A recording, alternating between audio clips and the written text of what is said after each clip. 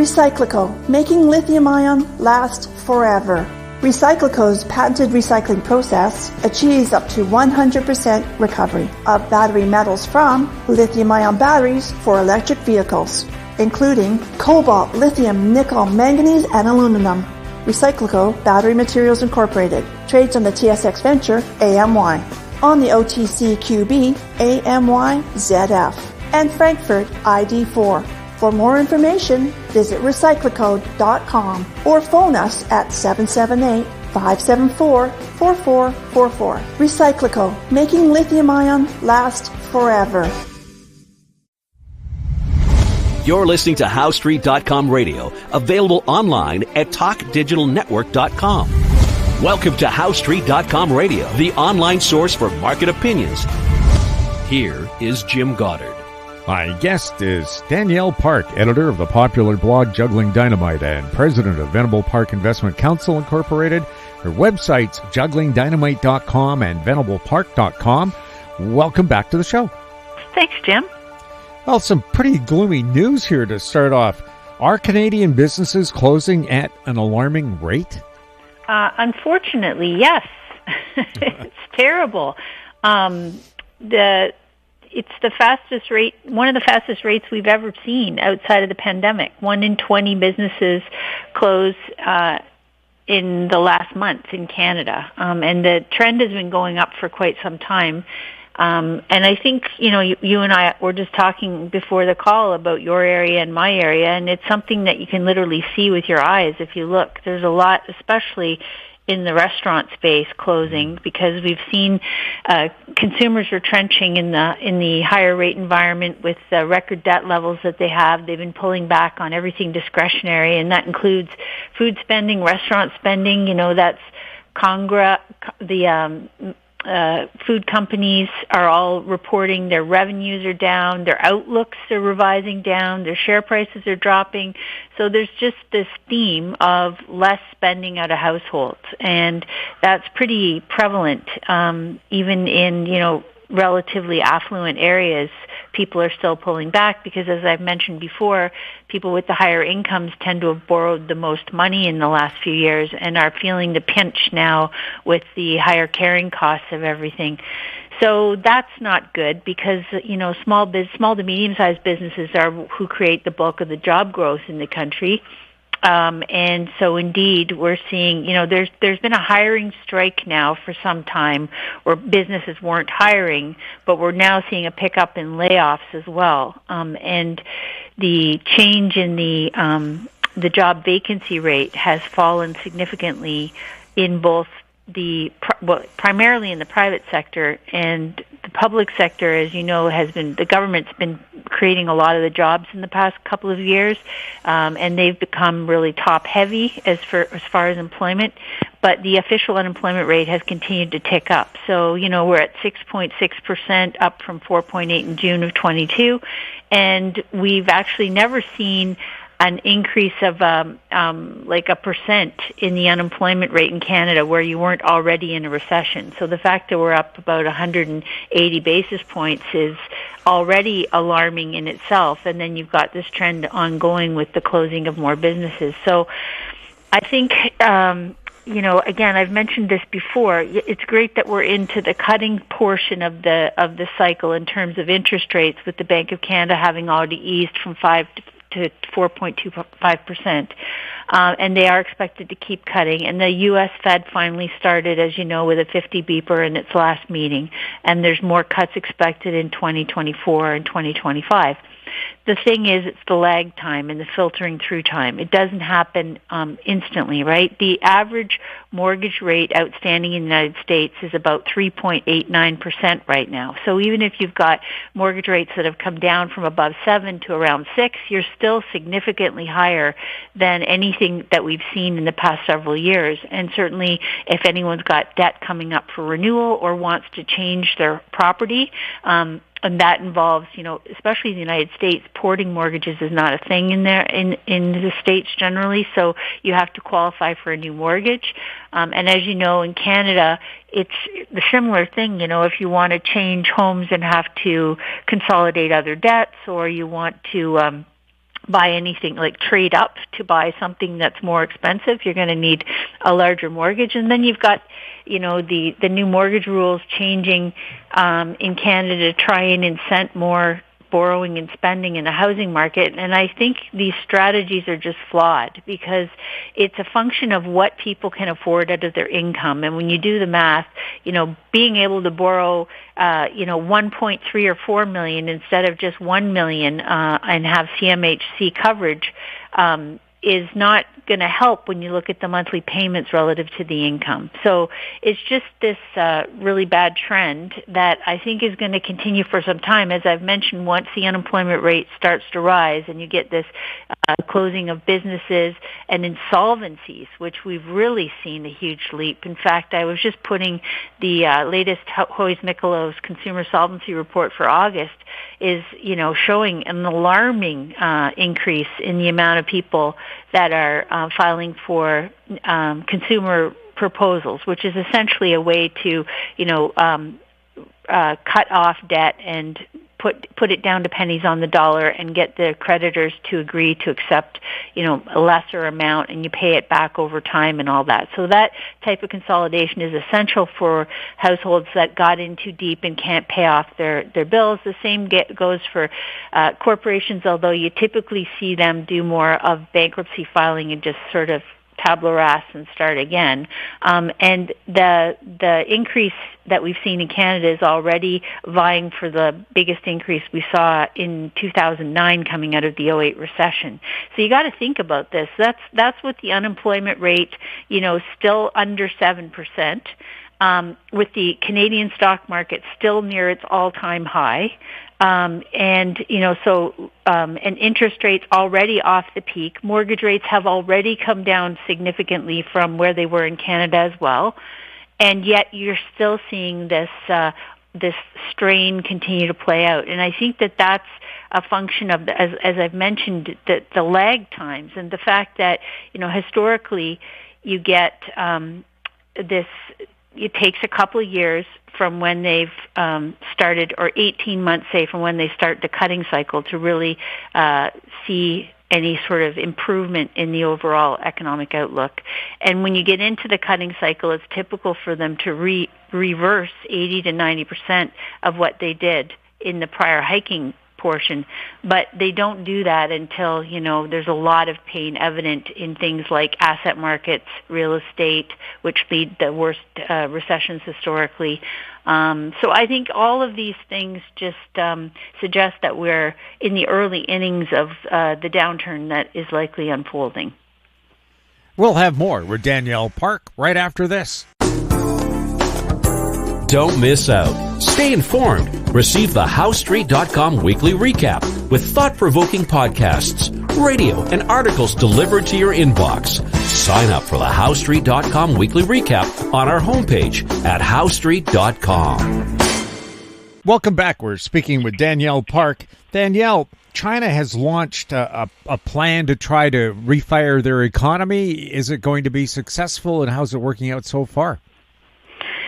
So this is, China is later along in this balance sheet recession that's been overtaking households and businesses. Again, when you get the most highly levered asset class in the world, which is real estate, in a down cycle that continues for a period of years typically, that has a massive impact on the household sector because that tends to be the most widely held asset. It also has a massive effect on developers because construction and real estate development being a levered activity, especially in places like China, where after the 2008 recession, there was this huge influx of government incentives to develop real estate and infrastructure, and that drove a commodities rebound globally, and it drove all this spending, but ultimately overinvestment because money was so cheap and easy. So this is really what happened in Canada as well, of course, in the last few years with really cheap and easy money. Too much of it goes into, the real estate sector, and you get this excess supply, overbuild and overbuild overpricing. So once that starts to reverse, it takes many years typically for it to clear itself, and it does so in the form of both bankruptcies, insolvencies, and also in terms of fire sales and, lenders taking back properties and clearance and selling things at big discounts. So that's been going on in China already for about 4 years. And they also had the stock market collapse a couple of times. So, the average worker in China that's trying to get ahead, they have to save a ton. They're saving about 30% of their household income in order to self-fund things like their health care and retirement, because they don't have a very good safety net, not like in the West. So households know that they're responsible for their own basically personal needs. And so they have this huge saving component. Their household income in general is still quite small relative to Western-led countries. And so the masses try and do things like speculate on assets to try and get ahead. So they did that in the stock market, they did that in real estate, and now both have been falling for many years. So this really wipes out consumer confidence in speculation activities, and they go back to just building up savings wherever possible in banks and cash deposits and things like, gold bullion or whatever they can that they think will be a store of value that won't hopefully implode like what they've been experiencing. So in terms of the Chinese stock market, when they stepped in with these new ideas, they keep bringing these iterations of, lowering the base rate in the banking system or incentivizing more types of borrowing by city officials, municipalities, this kind of thing, to try and get people to, take more loans and build more stuff. But the problem is that it's hurt people repeatedly over and over, so as I say, they lose their interest in it. And the Chinese stock market, the Shanghai Composite, has gone up 25% in the past 2 weeks just on these, initiatives, the euphoria around, oh boy, the bazooka's out now, they're gonna save everyone, backstop everything. But we've seen this story, as I say, repeatedly, and the stock market today, even though it's gone up 25%, is only back to where it was in 2020, in June of 2020, and March 2007 before that, Jim. So if you remember back to 2007, the China mania story was a huge part and parcel of the commodities mania that was going at that time, and it was all also driven by the housing bubble in the United States, where there'd been all this over demand for hard rocks and lumber and all this stuff to build an oversupply in housing. So it was all connected. And now, it remains to be seen, but so far there's not much on the fiscal side. There's no direct transfers of cash into households like we saw during the pandemic, for example, which drove a big jump in actual spending in the economy and, artificially inflated GDP for a while in many countries. We are not seeing that yet in China. So far, they're just trying to stimulate more loan growth and get consumers to take risk again. And we'll see to the extent that that's successful. There's been some, institutional investment, money flows going into the Chinese stock market on this rationale that, it's cheaper. It's relatively quite cheap to places like America where, the long-term, the S&P 500 is like some 180% above its long-term trend line. So it's one of the most outrageously expensive stock markets in the world, 33 times its CAP-A, smooth Shiller PE ratio and all that stuff. So everyone knows the U.S. is heinously expensive, and they look around and go, well, where can we put capital? Okay, relatively speaking, somewhere like the Chinese market is cheaper. But again, it remains to be seen whether this has any follow-through, because ultimately you can't prop up an economy just by inflating the value of some assets for a few people. The stock market is not widely held by the masses. It's a very small share of the North American population even has stock market exposure to any significant degree, and less even in China. So really, you've got to find a way to improve productivity in the economy. You've got to find a way to get debt levels down so that there is free cash flow. You have to get it to a point where people are earning more organically in their income, because that is really what drives longer-term spending, investment, and growth in the economy. And so far, we haven't seen any of that. Toronto home prices down as houses flood the market. Is this what was going to happen when Toronto at one time had a record number of construction cranes, more than the top 10 cities in the U.S. combined? Yes, and there's still a ton of property building underway. So, it has a long duration, that stuff. It doesn't turn on a dime or stop suddenly when demand turns down. So I was just tracking this because I've been following, of course, the listings in the Toronto area on a daily basis. Just since May, they're up about 43%. Now, that during the summer, it's supposed to be, a high demand period so that people tend to move before year end and that sort of thing. Well, we didn't see, we've seen some demand, but as interest rates have been cut, there has been some revitalization of interest. But the problem is that prices remain obscene. So, more than $1 million is the average home price in the GTA, and that's off only about 5% year over year. And of course, the average Vancouver price is almost $1.2 million, as you know, and that's off about 1.8 year over year. But new listings in September were up 50% month over month. So here's the point: is that so many people got in over their skis when interest rates were at ultra lows, when they were getting mortgages for sub 3%, that even though, you can now renew or get a mortgage around the 5% or less area, it's still the price that's the problem relative, again, to the income, because income levels haven't increased nearly enough. And as I said, now we're in the layoff phase of the cycle, so we're seeing a lot of people falling behind on payments and just giving up in many cases. But in terms of consumer confidence, the 87% of Americans say it's a bad time to buy a house, and that the conditions in Canada are even worse, right? Because our home prices are significantly higher than theirs. It's also a bad time to buy motor vehicles because, again, interest rates and the price of the vehicles are so high that we've seen actually flat buying year over year, which is quite a red flag considering the population growth has increased, of course, in both America and Canada.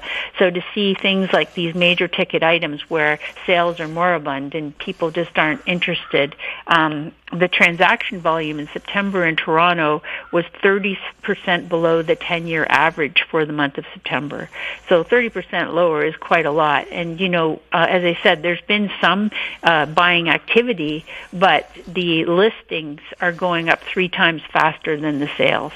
And I think that's going to continue because this is all, we saw this play out in Japan in the late 80s when they had this massive bubble in housing as well as the stock market and all this leverage and borrowing against these assets that then collapsed. You saw this happening in China the past few years, and now it's, I think, a similar trend going on. We saw it in the United States after their 06-07 bubble, where property prices fell for many years and ultimately corrected about 30% nationally and then didn't recover for many years after that. And the same in Canada. We have the readings that we're looking at, whether it's, like I say, the leading indicators, the rising unemployment rate, the consumer confidence numbers, jobs hard to get share versus those who say they were able to change jobs has leapt to levels typically commensurate with past recessions.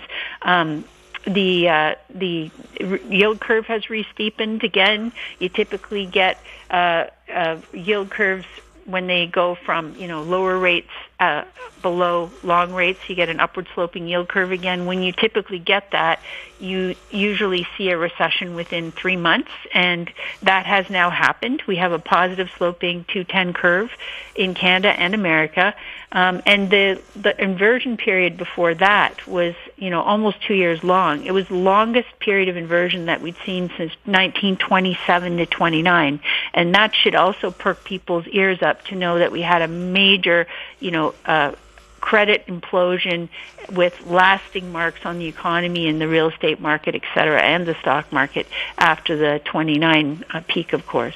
So, it's not really, I don't enjoy regaling people with this really, bearish warning. But the problem is that the math is what it is. The readings are what they are. The choices that have been made have been all bad, short-term orientated. How do we goose consumption, non-productive consumption? How do we make things more expensive? So now we've got a lot. The inflation rate in Canada came down below 2% in the latest reading. So that's the first time that's happened. So great. Bank of Canada on target. Now, on the other side of that, we have a couple of other concerns with respect to inflationary impulses, right? Which is, one is this big port shutdown, which of course no one knows how long this is going to last. Now, again, we have high inventory levels of most goods because supply has been outstripping demand for many months here already. So in a lot of sectors, we've got an abundance of inventory on hand, which has in the short run been supportive of GDP and economic expansion as, people stockpiled, companies stockpiled, wholesalers, manufacturers, retailers were stockpiling. Going into the year end, retailers typically do that for the Christmas season. But now we have this issue with respect to how long this port strike is going to last. There's geopolitical issues in the Middle East where you've seen the price of oil spike, about 5%, almost 5% in just today. Now, having said that, it's still very low relative to where it was. It's about half the level it was when the Ukraine war invasion happened, et cetera. So there's this, OPEC is warning that if they don't get more cuts in production by their cohort in their group with them, the petroleum producing nations, that the price of oil is going to go to $50. It typically goes to about $40 if we get into a recession. So I just think there's a couple of risks right now with respect to the Middle East where we don't know how long that's going to last in terms of inflationary impulse. There's the port strike. We don't know how long that's going to last in terms of inflationary impulse. But we do know that in past events, things like the hurricane in Florida, similarly, you get a disruption to the economy in the short run, but then eventually you get a catch-up period where things mean revert after that, and it usually corrects itself pretty quickly. So again, it's more like a cyclical impact than a long-term secular force. Meanwhile, the long-term secular force that we have is the aging demographic, the over-indebted population, the extremely overinflated housing, which is a drag on the economy, which is counterproductive for productivity, which suggests we've got too many things and too many people employed, right? So I think that the next wave of this, we had record profit margins for companies that are at all-time highs for the largest companies in the world. That's typically a mean reverting series. So not only have investors paid ridiculous prices for, the assets of these companies on the growth outlook going forward, but they've also paid record multiples at record profits. So this suggests that you should see a mean reversion in the profit impulse over the next couple of years. You should also then have a re-sobering or a re-examination of the prices that were paid of those earnings multiples. And like I said, historically in this period, you get a period of disappointment with respect to economic growth, and everything kind of gets revised down. So we'll see. No one has a crystal ball. No one knows how long this can last, but we do know for sure that it is fundamentally unsupported, that it is speculation, that it is gambling, that it is financially destructive in the longer run. It's just a question of how long it can be propped and prodded to continue. In an effort to be more efficient, will companies that have laid off people replace those laid off people with AI so there are no jobs to return to or fewer jobs to return to once the recession is over? Well, this is certainly another risk factor that is unknowable at this time. I read a lot stuff on this topic and look at all kinds of metrics, and certainly AI is here to stay, just like computers were, just like the internet was. It's here to stay. It will have long impacts in terms of what we do in terms of practices of businesses and individuals and households, for sure. and there's no doubt it's going to replace some workers. The question is that something that happens over the next 1, 2, 3 years? Is that something that happens over the next 10 years? To what extent has it been priced into current assets? To what extent has the euphoria overpriced the upside in terms of what it's going to mean for, again, the things that matter in the long run are productivity gains, stored wealth, not speculation in asset bubbles that burst and, like carbuncles leave big holes. We're talking about, things that are sustainable. And to the extent that AI creates sustainable productivity enhancement in the economy, that will be good in the longer run, great. But the caveat there is if we are continuing to see unemployment rise here, and as you correctly point out, if companies are coming into a period of compressed revenues, which is typically affiliated with this kind of environment, compressed revenues, then automatically they're going to look for efficiency improvements. If they can replace, some of their overhead costs by picking up a piece of equipment or software or application, clearly they're going to do that, right? So that will definitely be part of this process. It's just figuring out exactly how and who that's going to impact the most is quite a guessing game. Danielle, thank you so much for chatting with us. Thank you. My guest has been Danielle Park, editor of the popular blog Juggling Dynamite and president of Venable Park Investment Council Incorporated. If you have any questions for Danielle or for any of our guests, you can send them to info@housestreet.com, our YouTube channel, Talk Digital Network. Find us on X @HouseStreet. We're also on Facebook. I'm Jim Goddard. Thank you for listening.